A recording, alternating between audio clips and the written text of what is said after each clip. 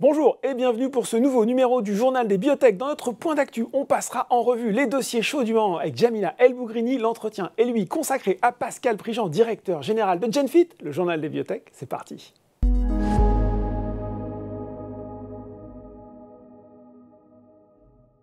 Et on retrouve pour notre point d'actu Jamila El Bougrini, analyste biotech chez Invest Securities. Bonjour Jamila. Bonjour Laurent. Alors, parmi les dossiers qu'on va regarder cette semaine, on va commencer par Abivax. Abivax, qui n'est ni plus ni moins qu'aujourd'hui la biotech la mieux capitalisée en France. Et on ne sait pas forcément. Avec cette nouvelle qui est tombée, Marc de Garidel qui rejoint la société en tant que CEO et président par intérim. Absolument. Donc, belle candidature, en tout cas beau candidat, on va dire. Très beau candidat, effectivement, le track record est assez impressionnant. Ouais. Donc c'est toujours intéressant de voir quelqu'un de cette pointure-là arriver à la tête d'une biotech française, parce que c'est pas commun. Donc ce qu'on peut voir du track record, effectivement, pour revenir sur ce sujet-là, c'est que avant d'arriver chez Abivax en tant que CEO par intérim, c'est un point qu'il faut quand même préciser, c'est qu'il a été CEO de Syncor, qui a été racheté par AstraZeneca. Avant ça, il a été CEO de Corvidia, qui a été racheté par Novo Nordisk. D'accord. Et puis encore avant ça, il était CEO chez Ipsen. Donc plutôt des sociétés qu'on regarde plutôt d'un bon œil, qui pour certaines ont connu une destinée M&A, je pense, enviable par d'autres sociétés. Bien sûr. Et on se dit que son arrivée à la tête d'Abivax peut-être pour objectif aussi de créer un peu d'émulsion autour du titre, et puis pourquoi pas entraîner un intérêt M&A, si ça n'est pas un rachat. Donc M&A, pour les gens qui ne sont pas familiers, voilà, merger and acquisition, peut-être un rachat d'Abivax par une grosse pharma, c'est ça? Rachat ou peut-être un partenariat, parce qu'effectivement, c'est peut-être l'option la plus probable dans le cas d'Abivax, puisqu'on a une phase 3 qui est engagée aujourd'hui, qui nécessite beaucoup de fonds. Donc la société a réussi à lever 130 millions d'euros auprès d'investisseurs européens et américains. Mais aujourd'hui, il lui manque encore une centaine de millions pour pouvoir finaliser et la phase 3 qui est en cours et la phase de maintenance qui est en cours dans la rectocolite hémorragique. D'ailleurs, la société a publié récemment des résultats plutôt positifs dans son étude de phase 2 de maintenance, dans cette indication-là, à 2 ans, puisque jusque-là, on avait des résultats sur des périodes moins longues. Et là, donc, à 2 ans, ce qu'on constate, c'est qu'effectivement, les patients continuent à être en rémission pour ceux qui répondaient bien, donc à peu près la moitié des patients. Et le point qui est intéressant aussi sur cette analyse, c'est qu'ils ont montré que la sous-population de patients qui ne répondaient pas forcément, en tout cas qui n'avaient pas atteint le taux de réponse souhaité, exactement, le terme m'échappe, de rémission clinique, qui ne l'atteignait pas à 8 semaines, donc sur la phase d'induction. Là, sur la phase de maintenance à 2 ans, près de la moitié de ces patients-là répondent. Donc ça, c'est un point sur le terme un petit peu plus long, en fait. Exactement, c'est un point intéressant à garder en tête, c'est qu'effectivement, dans le design et dans la mise en place des protocoles, la notion de durée est assez importante. Et donc là, effectivement, ce qu'on constate, c'est qu'un produit qui ne fonctionne pas sur une période courte, ça n'est pas forcément parce que le produit n'a pas d'effet, mais c'est peut-être parce qu'il faut attendre des périodes un peu plus longues. Et là, c'est ce que démontre cette étude-là. Et tout ça pour remettre ensemble l'actualité d'Abivax avec l'arrivée de Marc de Garidel et ces résultats-là, c'est que probablement, ce qu'on se dit, c'est que vu l'enthousiasme et l'engouement, en tout cas des sociétés pharma pour le rachat de sociétés qui sont dans le domaine de l'immunothérapie, donc à la fois dans les maladies inflammatoires et dans les maladies auto-immunes, mais également dans l'immuno-oncologie, c'est que probablement Marc de Garidel pourrait participer à identifier un partenaire qui pourrait collaborer pour pouvoir poursuivre l'étude de phase 3. Amener les capitaux aussi. Amener les capitaux, c'est le sujet évidemment clé, et pourquoi pas envisager à plus long terme, en fait, sur la base de résultats de phase 3 qu'on espère positifs, pourquoi pas un rachat. Bon, on va suivre alors, parce qu'on va peut-être avoir des news dans les mois qui viennent. Une nouvelle moins réjouissante cette fois-ci, c'est l'Isogène avec... on savait que la société était en difficulté, a priori pas de repreneur, et donc ce serait la fin de l'Isogène à laquelle on s'attend, Jamila. Effectivement, c'est le scénario le plus probable, c'est que la société avait annoncé fin d'année dernière avoir engagé une procédure de sauvegarde. Donc ça faisait suite en fait à l'échec de phase 3 de son programme principal dans la maladie MPS 3. Ce qui est assez dommage, c'est que dans l'étude de clinique de phase 3, effectivement, ils avaient montré que le critère principal n'avait pas été atteint chez les patients qui étaient âgés de plus de 30 mois. Par contre, ils avaient identifié donc, un effet plutôt positif et même statistiquement significatif chez les patients de moins de 30 mois. Donc là, pareil, on parlait tout à l'heure de durée de traitement, mais il y a aussi la timeline, c'est-à-dire que sur des maladies comme celle-ci, où il y a une atteinte cognitive et motrice, probablement qu'en intervenant le plus tôt, voilà, il y a des chances d'avoir des résultats plus solides et plus concluants, ce qui semble être le cas là. Mais effectivement, la société n'avait plus de capitaux. Elle a donc lancé cette procédure de sauvegarde qu'elle avait convertie sur le début d'année en procédure de redressement judiciaire, justement pour mettre en place en parallèle de ça un appel d'offres pour identifier un repreneur ou des investisseurs qui pourraient lui permettre de poursuivre ses activités. Et malheureusement, malgré le décalage de la date limite de dépôt des offres, des candidatures, effectivement, qui était fixée initialement au 15 février, repoussée au 12 avril, ils n'ont reçu aucune offre. Donc il est très probable que le tribunal de commerce décide d'aller sur une procédure de liquidation judiciaire. Bon, ça veut dire que là, la science est perdue quelque part, enfin... Alors, la société détient toujours les brevets, donc elle a toujours la possibilité de céder les droits à un repreneur qui s'intéresserait au sujet, mais effectivement, ça se ferait en dehors du cadre lysogène. Oui, c'est ça. Bon. Voilà, ben, c'est aussi, voilà, ça, on parle souvent de la complexité, du financement, du refinancement pour certaines biotech. On en a là, malheureusement, l'illustration un petit peu triste. On va parler pour le coup de quelque chose d'un peu plus positif, c'est Nicox avec un partenaire, le partenaire chinois qui a soumis une demande d'AMM pour le Zerviate. Exactement. Plutôt pas mal. Plutôt pas mal, le marché a très bien réagi à cette nouvelle-là. Je crois que le titre, depuis la nouvelle, a fait plus... Il y a eu un plus 25% en séance, assez impressionnant. Au moment de l'annonce, effectivement. Donc la société annonce qu'effectivement, son partenaire chinois, donc Ocumension, a déposé une demande d'AMM auprès de l'agence réglementaire et sanitaire chinoise pour pouvoir commercialiser le Zerviate. Donc le Zerviate, c'est un collier qui est administré aux patients qui souffrent de démangeaisons oculaires dans les cas de conjonctivite allergique. On sait ce que c'est. Hein, effectivement, quelques cas d'allergie. On voit bien ce que ça peut donner. Voilà, exactement. Donc, le produit est déjà approuvé aux US. Il est déjà vendu aux US par le partenaire Ivance. Et la société a un autre produit, donc le Visulta, qui lui est administré aux patients qui souffrent de glaucome, notamment pour réduire la pression intraoculaire. Et ce qu'on constate, c'est qu'on reste quand même sur des petits marchés, puisque au cumul sur 2022, Nicox a fait à peu près 3,3 millions de chiffre d'affaires sur les royalties, donc vraiment sur les revenus des ventes de ces produits-là, versus 2,4 millions en 2021. Donc on constate quand même ça monte. Une croissance, mais ça reste quand même des petits marchés. Et donc même si c'est effectivement une très bonne annonce que le marché chinois vienne s'ajouter au paysage des territoires conquis, entre guillemets, par Nicox, ça reste quand même des petits marchés, puisque même sur le grand territoire de la Chine, a priori, le partenaire prévoit un peak sales autour de 100 millions de dollars, on a d'ici 7 ans. Voilà, donc c'est pas pour tout de suite. Donc, sachant que le produit, on est sur un dépôt de demande d'AMM, donc ça veut dire que ça pourrait potentiellement arriver sur le marché en 2024.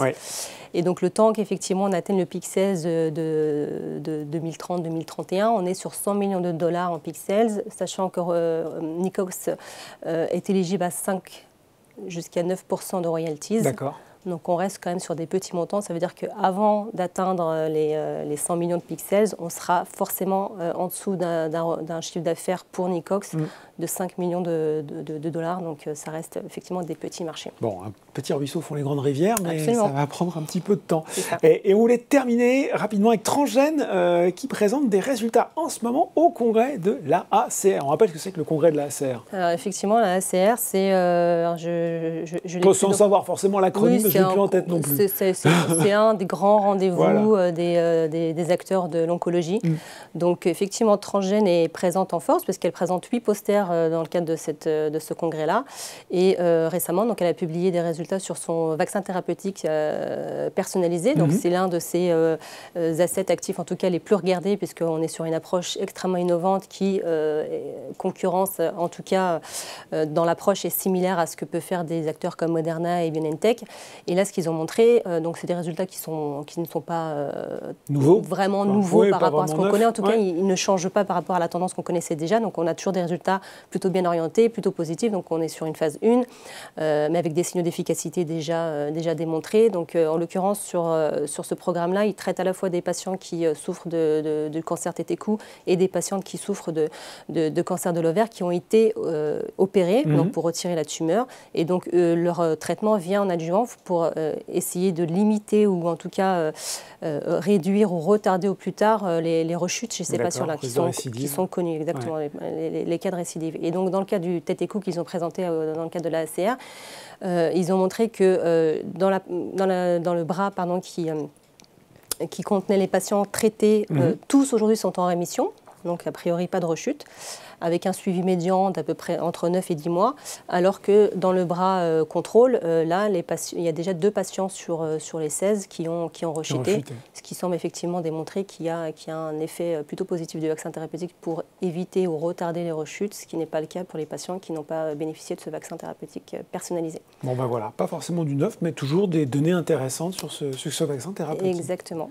Bon ben voilà, et puis j'ai l'impression qu'on se retrouvera peut-être dans quelques semaines pour parler de l'actualité d'Abivax. On verra bien. Merci beaucoup, Jamila. Avec grand plaisir. Tout de suite, dans le journal des biotech, c'est l'interview.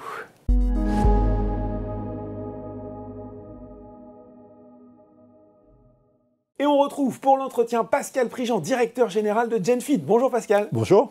Alors, l'actualité récente de GenFit, c'est bien sûr la publication des résultats 2022. C'était jeudi 13 avril.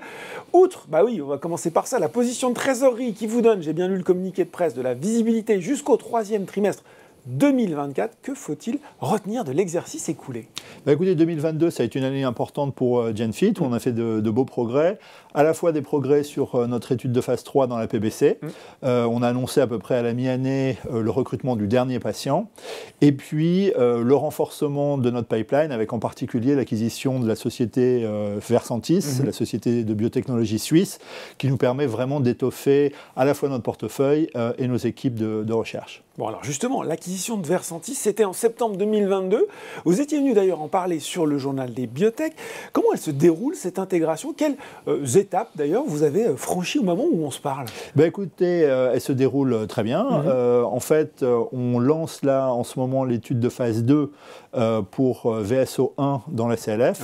On attend ce trimestre le premier patient et on a 4 pays qui vont participer à l'étude en Europe et puis les États-Unis avec également des sites là-bas. Donc une étude internationale. Bon, on va y revenir. C'est l'occasion de se poser en fait parce que maintenant la combinaison des portefeuilles des 2 sociétés fait que GenFit couvre 5 aires thérapeutiques à travers 6 programmes.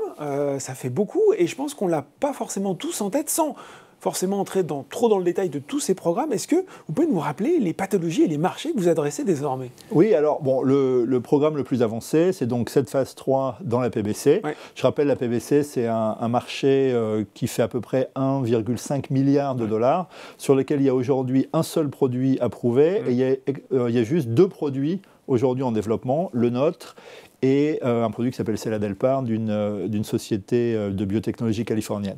Donc juste 3 produits sur ce marché d'1,5 milliard, avec a priori des profils pour les 2 produits en développement qui semblent intéressants par rapport au produit qui est aujourd'hui approuvé.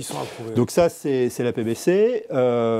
Si tout va bien, on devrait pouvoir avoir un filing dès cette année et on espère avoir le produit sur le marché dès l'année prochaine. Ensuite, on a 3 produits qui sont en phase 2. VSO1, on en a parlé dans la CLF. On a également le GNS 561 dans le cholangiocarcinome, donc un produit en oncologie. Et puis, on va lancer dans le 2e semestre de cette année une phase 2 pour NTZ, là aussi en ACLF, et avec deux produits dans la CLF, ça fait nous le leader sur ce marché, puisqu'il y a aujourd'hui très peu de produits en développement, et personne n'a 2 produits en phase 2. Et après, on a 2 produits qui sont sont en phase aujourd'hui préclinique. On a le VSO1 pour une maladie pédiatrique qui s'appelle l'UCD, qui est un trouble du cycle de l'urée. En fait, c'est des bébés qui n'arrivent pas à éliminer l'ammoniac. D'accord. Et aujourd'hui, il y a très peu de solutions pour ces bébés. Il faut faire des dialyses néonatales, qui est un procédé très lourd, et puis très cher également, et qui ne marche pas si bien que ça. Donc VSO1 est développé également dans cette indication. Et puis la dernière, c'est VSO2 pour l'encéphalopathie hépatique, là aussi en stade préclinique. Donc en tout, 6 programmes. 3 programmes de phase 2, 2 programmes précliniques, et puis la phase 3 avec Elafibranor. Justement, transition toute trouvée, on va forcément en parler. C'est bien sûr le grand rendez-vous à venir pour GenFit, la publication des premiers résultats d'Elatif, phase 3 d'Elafibranor dans la PBC, la cholangite biliaire primitive. Est-ce que ces résultats sont toujours bien prévus pour la fin du 2e trimestre? Quels sont les scénarios possibles? Écoutez, oui, c'est toujours bien prévu pour la fin du trimestre. Disons-le clairement. Absolument. C'est imminent maintenant. Donc, nous, évidemment, on espère répliquer ce qu'on a vu en phase 2. Je vous rappelle que la phase 2, les résultats étaient excellents, puisqu'on avait sur le critère qui va être le critère utilisé pour l'approbation, ce critère composite, on avait quasiment 3/4 de patients répondeurs. Pour mémoire, le Ocaliva, qui est le produit qui est déjà approuvé dans cette indication, c'était à peu près la moitié. Donc, on a un fort taux de répondeurs, donc une bonne efficacité. On sait qu'a priori, on n'a pas tellement de soucis à avoir en ce qui concerne la safety, puisque Elafibranor bénéficie quand même de l'expérience de l'étude dans la NASH où plus de 1000 patients ont été traités. On sait qu'il n'y a eu aucun problème de safety, donc voilà, on imagine mal comment ça pourrait arriver maintenant. Et on sait que c'est un profil intéressant, avec en particulier, on voyait dans la phase 2 un trend sur le prurite, trend qu'on espère confirmer dans la phase 3, et on sait que c'est le symptôme le plus important dans la PBC. Donc on pense qu'on a un profil tout à fait intéressant dans cette indication. Bon, si on pousse un peu plus loin, on se dit les résultats sont positifs, quelles étapes s'enclenchent une fois ensuite, alors je vous rappelle qu'on a fait un deal avec Ipsen, c'est donc eux qui ont les droits et qui vont piloter les phases suivantes. Mais la phase suivante, c'est évidemment le filing, et ça devrait se faire avant la fin de l'année. Et ensuite, approbation, il faut compter, on va dire, entre 9 et 12 mois, approbation aux États-Unis comme en Europe. En tout cas, c'est ce qu'on attend. Et pour nous, ce que ça veut dire, c'est paiement de milestones à différentes étapes de ce développement, au titre de l'accord qu'on a avec Ipsen. Et puis ensuite, dès la commercialisation, des royalties, qui sont des royalties à 2 chiffres et qui peuvent monter jusqu'à 20% en fonction du niveau de vente. Donc il y a un milestone qui tombe dès la publication des résultats. Alors, ce n'est pas la publication des résultats, mais c'est avant la fin de l'année. Avant la fin de l'année. On a parlé d'Elafibranor dans la PBC. Je crois qu'on attend aussi, vous l'avez évoqué, pas mal d'informations dans le domaine de l'ACLF. Alors l'ACLF, c'est une forme particulière, on rappelle, parce que c'est vrai que ça peut sembler un peu jargonneux, particulière de la décompensation aiguë de la cirrhose. Donc première donnée clinique de NTZ en mai, là aussi, c'est dans vraiment pas longtemps. Toujours dans cette indication, vous l'avez dit, lancement de phase 2 avec VS01, candidat médicament provenant justement de Versantis. L'ACLF, c'est, on le sent, l'autre aire thérapeutique maintenant qui est en train de devenir très importante pour GenFit. Absolument. Nous, on a décidé de se focaliser sur cette aire thérapeutique parce qu'on considère que, en fait, toutes ces maladies du foie, que ce soit la NASH, que ce soit la cirrhose alcoolique, que ce soit même l'hépatique, toutes ces maladies, finalement, elles convergent toutes vers le même endroit. C'est-à-dire qu'au début, vous avez des agressions sur le foie qui créent de la fibrose. Cette fibrose grandit, devient ce qu'on appelle la bridging fibrosis, et puis ça amène à la cirrhose. Et cette cirrhose, elle est d'abord compensée, puis à un moment, elle décompense.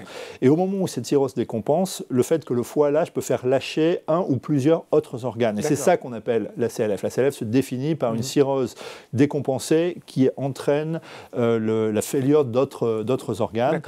ACLF 1, un organe qui lâche, 2 organes, c'est la CLF2, jusqu'à 3. Et c'est évidemment quelque chose de très grave. Sur un ACLF3, vous avez 78% de mortalité à 28 jours. En moyenne, un patient ACLF passe 15 à 16 jours en soins intensifs. Donc, non seulement c'est grave pour le patient, ça coûte également très cher pour le système de soins. Et aujourd'hui, il n'y a aucun produit qui est approuvé dans l'ACLF. Et donc, les médecins sont démunis. Et nous, on pense que aussi bien avec VS01 qu'avec NTZ, on a des produits qui potentiellement peuvent être tout à fait intéressants dans cette indication. C'est un marché qui est estimé à 6 milliards de dollars par an, donc c'est pas mal plus gros que la PBC, par exemple, avec aujourd'hui, comme je le disais, non seulement aucun produit approuvé, mais très peu de produits encore en développement. On sent que les gens commencent à s'y intéresser de plus en plus. Il y a encore quelques mois, quand on parlait d'ACLF, il y avait très peu d'acteurs qui se positionnaient sur ce segment. Là, plus récemment, on note notamment aux États-Unis de plus en plus de sociétés qui commencent. Mais nous, on a quand même pas mal d'avance puisque, comme je le disais, on s'apprête à commencer une phase 2 et une autre dans quelques mois. Bon. PBC, ACLF, on l'a dit, cholangiocarcinome aussi maintenant, et là ça se passe avec le candidat GNS 561, là aussi, est-ce qu'on déroule un petit peu l'histoire ensemble? Absolument, donc GNS 561 c'est un produit qui a été développé par une biotech française qui s'appelle Genoscience, qui est basée à Marseille, et donc nous on a acquis les droits pour le développement de ce produit dans le cholangiocarcinome. Donc on n'est pas une société d'oncologie, mais là, avec... Oui, c'est un peu différent pour le coup. On n'est pas dans les mécaniques de la fibrose. Alors, on est un peu à l'intersection, j'ai envie de dire. C'est-à-dire qu'on est en onco, mais cholangiocarcinome, c'est quand même une maladie cholestatique. Et donc, c'est pour ça qu'on s'est dit qu'il y avait une cohérence quand même par rapport à notre portefeuille. Et puis, on croit, sur la base de ce qu'on a pu voir, on croit au potentiel de ce produit. C'est donc pour ça qu'on a lancé cette étude qui commence là aux États-Unis incessamment sous peu. D'accord. Donc étude on a une étude de phase, là, c'est une phase... Alors c'est ce qu'on appelle une phase 1B/2. D'accord. C'est-à-dire qu'il y a une première partie de l'étude où en fait on va s'intéresser à la dose, et ensuite une deuxième partie qui est une phase 2 plus classique après avoir sélectionné la bonne dose dans cette première partie. D'accord. Résultat alors, l'année prochaine, tout à fait.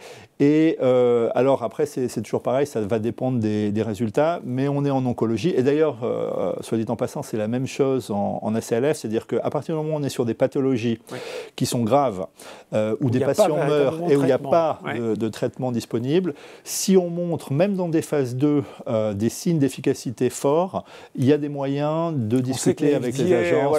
Peut accélérer la procédure. Exactement, c'est ce qui s'appelle Accelerated Approval, et c'est disponible si on montre à la fois de l'efficacité et qu'il y a un besoin médical insatisfait qui est très important. Bon, un news flow qui va être soutenu qui va être soutenu. Et je dirais ce qui est également intéressant pour nous, c'est que grâce à la gestion du cash qu'on a eu, en fait tous ces programmes ils sont financés jusqu'à Q3 2024. Et ça c'est sans compter les milestones qui devraient tomber d'ici là, si tout se passe bien avec l'étude des Fibranor, les milestones qui devraient tomber de l'accord avec Ipsen. Si vous rentrez ces milestones, on va bien au-delà, on va jusqu'en 2025 et au-delà, et après ça nous amène en fait à la commercialisation et donc aux royalties.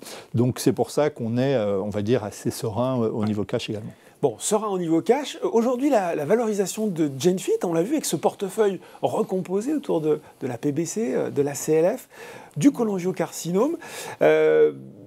Genfit, c'est autour de 180 millions d'euros en bourse. Qu'est-ce que vous en pensez quand vous regardez notamment les concurrents les plus directs de Genfit?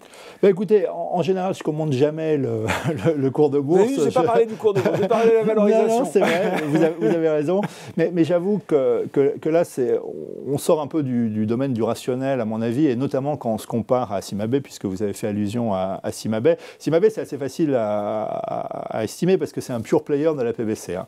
Ils n'ont pas vraiment de pipeline, c'est vraiment la Delpar dans la PBC. Aujourd'hui, ils valent plus de 900 millions en bourse. C'est-à-dire que les investisseurs américains disent finalement ce produit... Rien que sur la PBC, finalement... Voilà, 900 millions.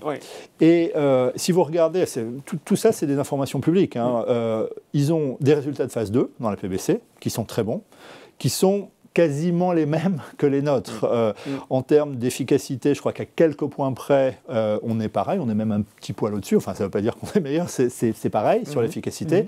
Sur la safety, ils ont l'air, on va dire, sur la phase 2, d'être assez clean, mais nous, on a en plus toutes les données qui viennent de l'étude Nash qui nous donnent un niveau de sécurité encore supérieur. Donc un profil très, très similaire. Et puis, voilà, en termes de cash, ils ont du cash jusqu'en 2024, comme nous.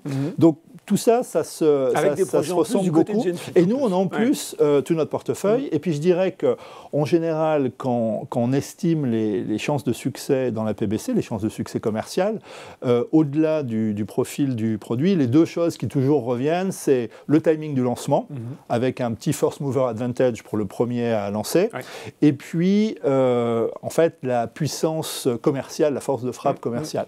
Bon, bah, dans ces deux cas de figure, nous, on est un peu en avance par rapport à eux, puisqu'eux, ils annoncent des résultats pour Q3.